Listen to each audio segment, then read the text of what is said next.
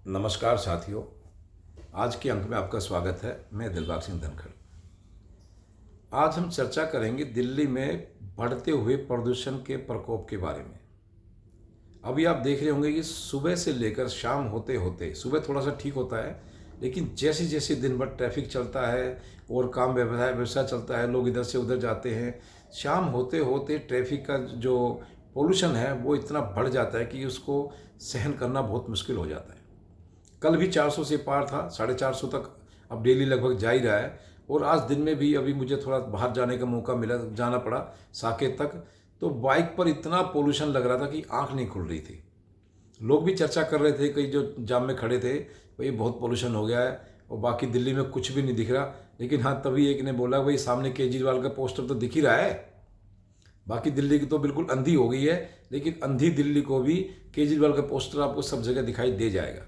तो ये तो मजाक की बात थी, लेकिन दिल्ली में इस समय पोल्यूशन का इतना प्रकोप ज़्यादा बढ़ गया है कि स्कूलों की छुट्टी करनी पड़ गई है। अब छोटे बच्चों के स्कूल बंद कर दिए हैं। अब आप बताइए, स्कूलों में तो आपने चलो बंद कर दिए, क्या घरों में पोल्यूशन नहीं है? घरों से बच्चों को कहाँ भेजोगे आप? घरों में जो बुजुर्ग हैं, बीमार हैं, उनको कहाँ भेजोगे आप?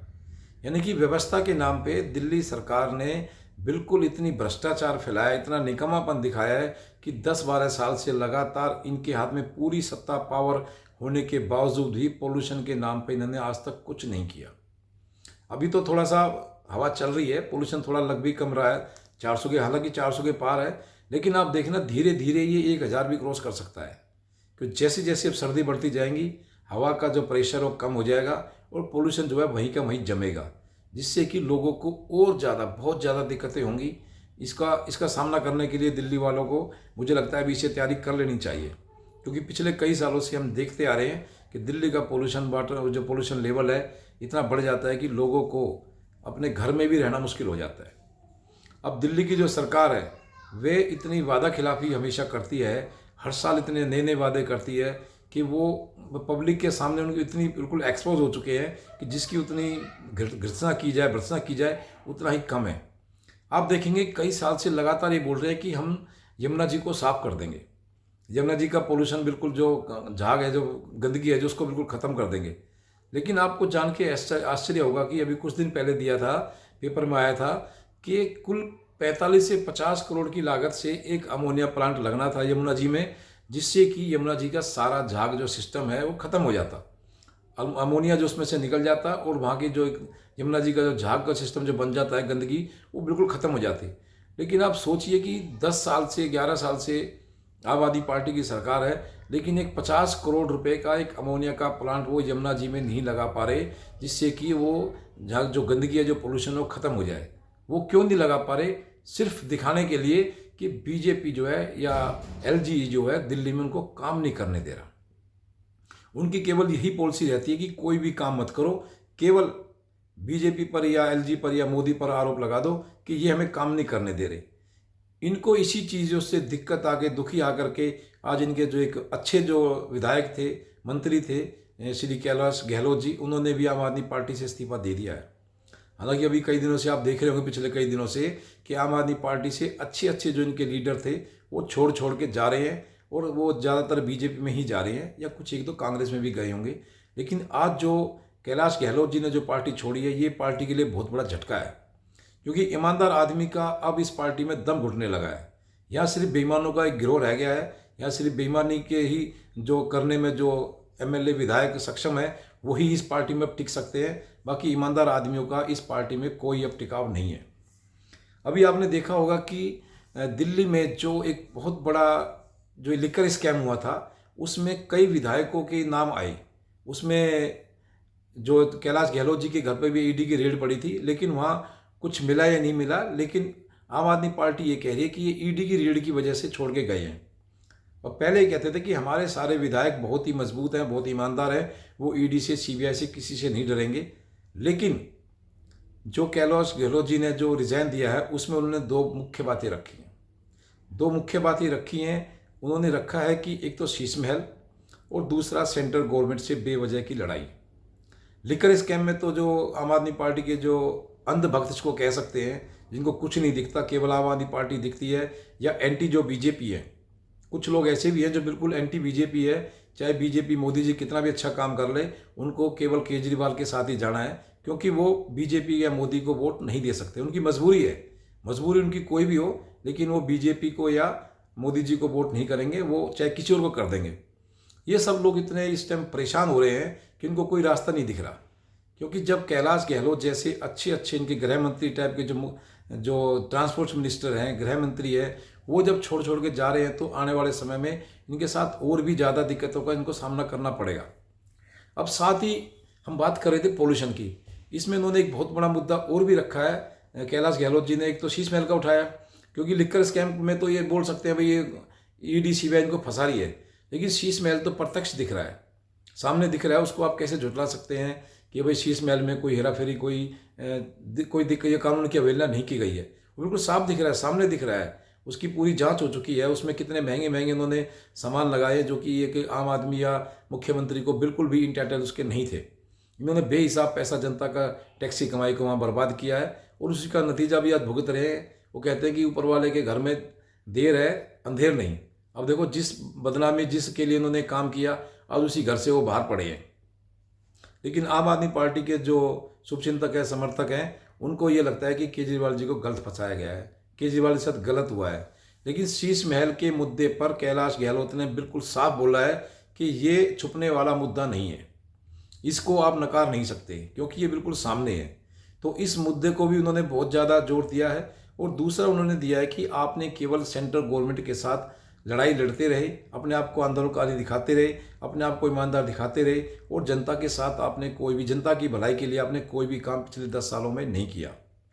हाँ, हालांकि बिल्कुल ये बात बिल्कुल सच है कि जनता की भलाई के इससे बहुत कोसों दूर रहे हैं। हाँ, हालांकि इन्होंने अभी एक नया प्रोपेगेंडा चालू किया है फरवरी में इलेक्शन को देखते हुए कि भाई हम जो बुजुर्गों की पेंशन देंगे, 1,000 रुपये की पेंशन के फॉर्म भरवाने की इन्होंने झूठी प्रक्रिया चालू कर दी है। पेंशन किसी को मिलेगी या नहीं मिलेगी, ये कोई गारंटी नहीं है, क्योंकि अगले 2-3 महीने में चुनाव होने हैं। मुझे लगता नहीं कि उससे पहले कुछ कर पाएंगे ये, और मुझे ये भी लगता है कि इस बार शायद चुनाव में आम आदमी पार्टी का सफाया बिल्कुल हो ही जाएगा। तो जो पेंशन की बात अब ये कर रहे हैं, पिछले कितने सालों से इन्होंने पेंशन रोक के रखी थी, कितने बुजुर्गों को पेंशन नहीं मिली, कितने बुजुर्गों की नई पेंशन नहीं शुरू हुई, और जिनको पेंशन नहीं मिली या जिनकी पेंशन शुरू नहीं हुई, कितने ही बुजुर्ग हमारे ऐसे ही अपनी इस पेंशन की आस में परेशान होते हुए, तरसते हुए मर गए, स्वर्ग सिधार गए। लेकिन इस पार्टी ने, इस केजरीवाल सरकार ने उनकी तरफ बिल्कुल भी नहीं देखा, और अब आगे घड़ियाली आंसू बस अब बहा रहे हैं कि भाई एलजी ने पेंशन रोक दी, ये कर दिया, वो कर दिया। यानी कि जो काम इनको अपना करना होता है उसमें एलजी नहीं रोकते, और जो काम नहीं करना होता उसमें एलजी रोक देते हैं। तो इसका मतलब एलजी तो इनकी पसंद का काम कर रहे हैं, फिर एलजी पर आरोप क्यों लगा रहे हैं। साथ ही आपने एक चीज़ और देखी होगी कि दिल्ली में और खासकर वेस्ट बंगाल में दो ही हमारे एक ऐसे स्टेट हैं, 2 स्टेट ऐसे हैं पूरे भारत में जहां पर आयुष्मान भारत स्कीम को लागू नहीं किया गया है। बार बार मीडिया में चर्चा होती है कि दिल्ली के गरीब लोगों के लिए या पूरे भारत के गरीब लोगों के लिए जो आयुष्मान भारत स्कीम चालू की थी भारत सरकार ने, मोदी सरकार ने, ये केवल 2 ही जो कट्टर बीजेपी या मोदी विरोधी हैं, केजरीवाल जी और ममता बनर्जी, इन दोनों ने ही लागू नहीं की है, बाकी सब जगह लागू है। तो जो एक कट्टरता की वजह से, कट्टर दुश्मन की वजह से ये लागू नहीं कर रहे हैं, इसमें नुकसान किसका है? इसमें पूरा नुकसान केवल गरीब जनता का है, क्योंकि गरीब जनता ही ज़्यादातर प्राइवेट सरकारी हॉस्पिटलों में जाती है, वही ज़्यादा परेशान होती है, वही ज़्यादा दिक्कत होती है। इसी को देखते हुए मोदी जी ने स्कीम निकाली थी कि भाई 5 लाख रुपए तक का कोई भी गरीब आदमी किसी भी प्राइवेट हॉस्पिटल में अपना आराम से इलाज करा सकता है। अब आप जानते होंगे, समझते होंगे कि 5 लाख में काफ़ी बीमारियां कवर हो जाती हैं, जो छोटी मोटी खासकर काफ़ी बीमारियां इसमें कवर हो जाती हैं, और अमीर गरीब आदमी बेचारा आराम से एक अच्छे हॉस्पिटल में इलाज करा सकता था। लेकिन आम आदमी पार्टी ने गरीब लोगों के साथ बहुत बड़ा अन्याय किया है कि जिनको इस स्कीम से, इस योजना से वंचित रखा। अब आप समझ सकते हैं कि 200 रुपये की बिजली बचाने के लिए उन्होंने गरीब आदमियों को 5 लाख का नुकसान कर दिया।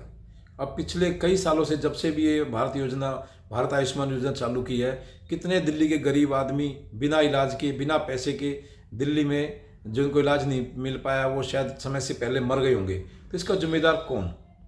मैं कहता हूँ इसका जिम्मेदार सिर्फ केजरीवाल है, जिसने किसी स्कीम को दिल्ली में लॉन्च नहीं किया। लेकिन फिर भी कुछ मूर्ख, कुछ अंधे आज भी केजरीवाल को बोलेंगे कि बहुत अच्छा काम कर रहे हैं, बहुत ईमानदार हैं। तो उनकी ईमानदारी इसी चीज़ से साबित हो जाती है कि आयुष्मान भारत स्कीम को दिल्ली में लागू ना करके उन्होंने किसका नुकसान किया। भारत सरकार को कोई नुकसान हुआ नहीं, बीजेपी का कोई नुकसान हुआ नहीं, मोदी जी का कोई नुकसान हुआ नहीं। नुकसान किसका हुआ? यहाँ की गरीब जनता का। तो इसी को देखते हुए मुझे लगता है केजरीवाल को कम से कम, अगर तुम्हें थोड़ी बहुत भी दिल्ली वासियों के लिए थोड़ी हमदर्दी है, तो इस स्कीम को तुरंत लॉन्च कर देना चाहिए, तुरंत इस स्कीम को चालू कर देना चाहिए, जिससे गरीब लोगों को समय से पहले इलाज मिल सके। क्योंकि आपने देखा होगा कि आए दिन हॉस्पिटलों में कितना बुरा हाल रहता है कि वहाँ डॉक्टर नहीं होते, स्टाफ नहीं होता, दवाइयाँ नहीं होती। कोई अगर आपने टेस्ट कराना है तो उसकी भी कई साल की उनकी डेटें मिलती है। ऐसे में इलाज कराते कराते गरीब आदमी इलाज मिलने से पहले ही मर जाता है, उसकी कोई सुनने वाले नहीं होता है। तो इन सब चीज़ को देखते हुए केजरीवाल जी के जो अच्छे अच्छे विधायक हैं जो वो पार्टी छोड़ के जा रहे हैं, लेकिन पार्टी में इस समय भी कुछ ऐसी चीज़ दिखाई नहीं दे रही है जो कि सुधार की तरफ वो कुछ जाए। वो सुधार की तरफ जाने नहीं चाहते क्योंकि उनकी मंशा ही नहीं है। आज के पेपर में दिया है कि गोपाल राय जी बोल रहे हैं कि दिल्ली में जो पोल्यूशन हो रहा है वो दूसरे स्टेटों से डीजल की गाड़ियों से हो रहा है। अब इनकी इन मूर्खता पे हंसी आती है कि कितनी गाड़ियां दिल्ली में डीजल की जो दूसरे स्टेटों से आती होंगी, कितना वो पोल्यूशन करती होंगी। अपनी कमी को नहीं बताएंगे, अपनी कमी नहीं छुप बताएंगे कि दिल्ली में ज़्यादातर जो पोल्यूशन है वो डस्ट का पोल्यूशन है। 50% जो पोल्यूशन है वो डस्ट का है। दिल्ली में जो डस्ट उड़ती रहती है, फिर बैठती है, ट्रैफिक से फिर वो उड़ती है, फिर बैठ जाती है। यानी कि प्रॉपर सफाई की वजह से ही दिल्ली में ज़्यादा पोल्यूशन है। अगर ये प्रॉपर सफाई होती रहे, दिल्ली में से डस्ट उठती रहे रोड से, आप देखेंगे रोड के दोनों किनारे पे आपको डस्ट पड़ी दिखाई दे जाएगी। किसी भी फुटपाथ के पास आप देखेंगे आपको डस्ट पड़ी मिलेगी। क्यों? क्योंकि डस्ट उठती नहीं है। वो ठेकेदारों को पैसे मिल जाते हैं, स्टाफ पैसा खा जाता है, डिपार्टमेंट पैसे खा जाता है, लेकिन वो डस्ट नहीं उठाते। क्योंकि डस्ट उठाएंगे तो फिर उनको फिर बाद में दोबारा खाने को कैसे मिलेगा। तो मेन चीज़ दिल्ली में जो पोल्यूशन का मुख्य कारण है वो एक तो डस्ट है जो उठती नहीं है, दूसरा टूटी हुई सड़कें हैं। अगर टूटी हुई सड़कों का भी सही तरह से निर्माण हो जाए, साफ सफाई तरीके से हो जाए, तो मुझे लगता है काफ़ी ट्रैफिक जो दिल्ली का स्मूथ चलेगा, जिससे कि डस्ट नहीं उड़ेगी और पोल्यूशन पर भी काफ़ी फर्क पड़ेगा। तो इन सब चीज़ों को देखते हुए दिल्ली सरकार को इन सब मुद्दों पर बिल्कुल फेल है। यमुना की हर साल वो एक वादा करते हैं, लेकिन आपको जान के हैरानी होगी कि यमुना में जो अमोनिया की जो दिक्कत आती है उसका केवल एक प्लांट लगना था, जिसकी कीमत लगभग 45 से 50 करोड़ रुपए है। यानी कि 50 करोड़ रुपए का आप इसको मान के चलिए, अगर 10 साल पहले या अभी भी ये प्लांट लग जाता अमोनिया प्लांट, तो यमुना जी में जो झाग उठते हैं वो झाग आपको दिखाई नहीं देते। लेकिन आम आदमी पार्टी ने एक प्लांट लगाना भी मुनासिब नहीं समझा, जिससे कि दिल्ली की जो यमुना है वो दिन पर दिन खराब होती जा रही है और लोगों को वहाँ काफ़ी एक शर्म भी आती है कि भाई उनको यमुना जी यमुना माँ कहते हैं। लेकिन आम आदमी पार्टी को, केजरीवाल सरकार को बिल्कुल भी शर्म या वो नहीं आती है। हर साल झूठा वादा कर देते हैं, यमुना जी में खड़े होकर झूठा वादा कर देते हैं, लेकिन फिर अपने वादे से मुकर जाते हैं। मुझे तो एक चीज़ लगती है कि कल को अगर हमारे संविधान में कोई ऐसी धारा जुड़ जाए, हमारे कानून में कोई ऐसी चीज़ आ जाए कि अगर कोई भी नेता अगर वादा करता है और वो वादा पूरा नहीं कर पाता है, वादा खिलाफी करता है, तो उस पर तुरंत मुकदमा दर्ज होना चाहिए, तुरंत कोर्ट को उस पर संज्ञान लेना चाहिए, चुनाव आयोग को तुरंत उस पर कार्रवाई करनी चाहिए। अगर इस तरह का काम होने लगा तो मुझे लगता है कि सबसे आगे केजरीवाल का नाम होगा, क्योंकि इन्होंने इतने वादे किए हैं, पूरा एक भी नहीं किया है। इसी को देखते हुए अब आम आदमी पार्टी की जो एक छवि थी दिल्ली में वो काफ़ी ख़राब हो गई है। अब आज के आपने भी काफ़ी चीज़ें देख ली होंगी कि आज के वीडियो में हमने किस तरह से केजरीवाल की जो गलत नीतियों का हमने उस पर चर्चा की है। आगे भी और भी वीडियो इसमें बनाएंगे। तो आज की वीडियो पर इतना ही। आप इस वीडियो पर बने रहें, आप इस वीडियो को लाइक से सब्सक्राइब करें। आपका बहुत बहुत